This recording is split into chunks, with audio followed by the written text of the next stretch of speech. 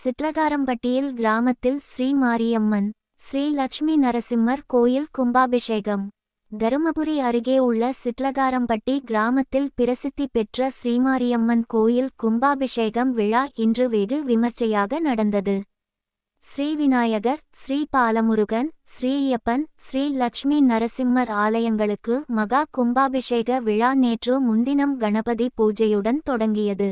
விழாவானது இன்று அதிகாலை கோமாதா பூஜை, ஸ்ரீ கணபதி ஹோமம், கலச ஆராதனை, நவகிரக ஹோமம், பஞ்சசூக ஹோமம், துர்கா சகஸ்ரநாமம், மகா சாந்தி ஹோமம், வேதபாராயணம் முழங்க பூர்ணாகதி நடந்தது. இதையடுத்து யாகசாலையிலிருந்து புனித கலச தீர்த்த கலசத்தை கோயில் முக்கியஸ்தர்கள் தங்கள் தலை மீது எடுத்து சென்று கோயில் கோபுர கலசத்துக்கு புனித நீர் ஊற்றி கும்பாபிஷேகம் செய்து தீபாரதனை காட்டினர். பின்னர் கலசத்துக்கு ஊற்றிய புனித நீர் பக்தர்கள் மீது தெளிக்கப்பட்டது.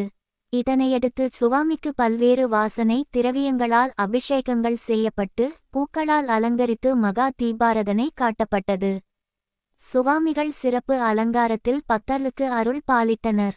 இந்த விழாவில் ஏராள பக்தர்கள் கலந்து கொண்டு சுவாமி தரிசனம் செய்தனர். விழாவிற்கான ஏற்பாடுகளை ஊர் பொதுமக்கள் மற்றும் விழாக்குழுவினர் செய்திருந்தனர். பக்தர்கள் அனைவருக்கும் அன்னதானம் வழங்கப்பட்டது.